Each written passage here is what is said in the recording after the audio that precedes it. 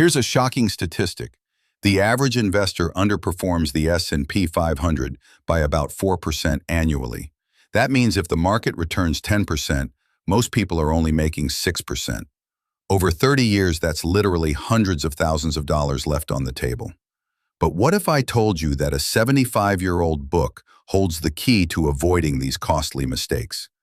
Today, we're breaking down The Intelligent Investor by Benjamin Graham, the man who taught Warren Buffett everything he knows about investing.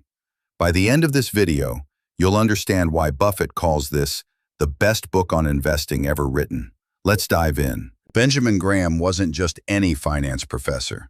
This guy survived the 1929 stock market crash, and I mean really survived it. He lost almost everything, then spent the next 2 decades figuring out exactly how to never let that happen again. Graham became known as the father of value investing. And here's the crazy part. His book, written in 1949, predicted almost every major market bubble and crash that followed. The dot-com bubble? Graham saw it coming. The 2008 financial crisis? His principles would have kept you safe. The reason this book still matters is simple. Human psychology hasn't changed. We still get greedy when stocks go up, and we still panic when they go down. Graham figured out how to profit from everyone else's emotional mistakes. Graham says there are only 2 types of intelligent investors. And here's the thing. You need to pick one and stick with it. Trying to be both is where most people mess up. First, there's the defensive investor. Think of this person as the set-it-and-forget-it type. They want decent returns without losing sleep at night. If you're working a full-time job, have kids, or just don't want investing to become a second career, this is probably you. The defensive investor's strategy is beautifully simple. Buy low-cost index funds, dollar-cost average every month, and ignore the noise. That's it. Warren Buffett himself has said that for 99% of people, this is the smartest approach. But what if you love analyzing companies and have the time to do real research? Then you might be an enterprising investor. These are the people who read annual reports for fun, who understand financial statements, and who genuinely enjoy the detective work of finding undervalued companies. Here's the catch, and Graham is brutal about this. If you're not willing to put in at least as much effort as you would for any other professional skill, stay defensive. Half-hearted stock picking is how people lose money. I used to think I was enterprising, until I realized I was spending more time watching YouTube videos about stocks than actually reading the company's financial reports. That was my wake-up call to embrace the defensive approach. The key insight? Both approaches can make you wealthy. The mistake is switching between them based on your mood or market conditions. Now let me tell you about one of the most brilliant analogies in all of finance, Mr. Market. Graham asks you to imagine you own a business with a partner named Mr. Market. Every single day, Mr. Market knocks on your door with an offer to either buy your share of the business or sell you his share. Here's the thing about Mr. Market. He's completely bipolar. Some days he's optimistic and offers you crazy high prices. Other days he's depressed and wants to sell his share for practically nothing. The beauty is, you never have to accept his offer. You can just ignore him completely. The stock market is Mr. Market. Every day, the market is offering you prices for thousands of companies. Sometimes those prices make sense. Sometimes they're completely insane.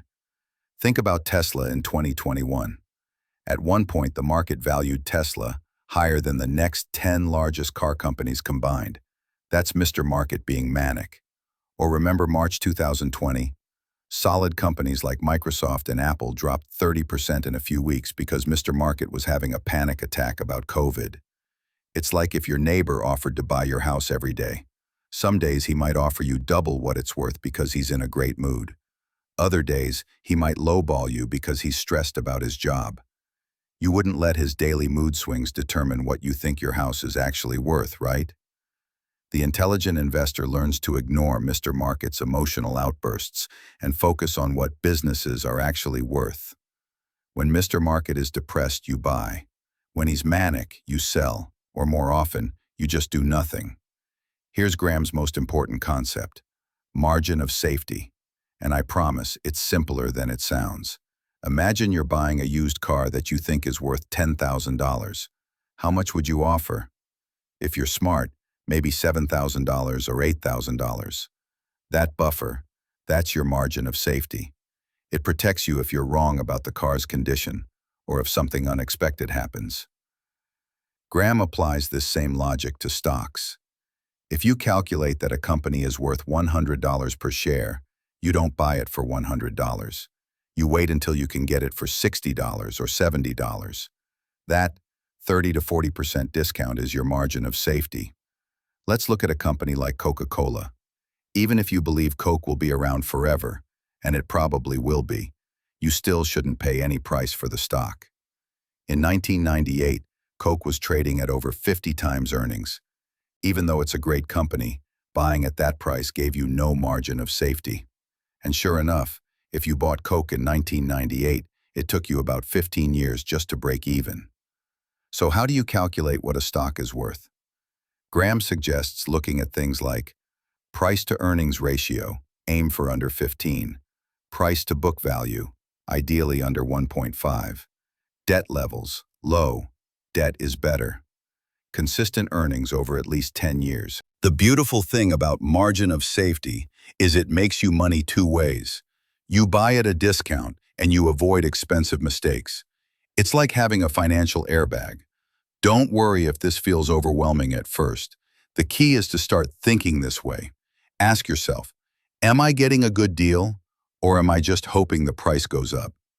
Graham essentially created what we now call value investing. But here's what most people get wrong. He wasn't against growth. He just insisted that you pay a reasonable price for it. Value investing means buying companies that are trading for less than they're intrinsically worth. Think of it like shopping at an outlet mall. You're looking for quality items at discounted prices. During the 2008 financial crisis, you could buy shares of solid companies like Johnson & Johnson or Procter & Gamble. Companies that sell products people need regardless of the economy, at huge discounts.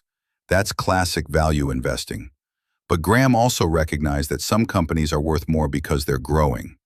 The key is making sure you're not paying an insane premium for that growth. Look at Amazon in its early days versus something like Pets.com. Both were growth companies. But Amazon had a real business model and a visionary leader. Pets.com was just burning through investor money with no path to profitability.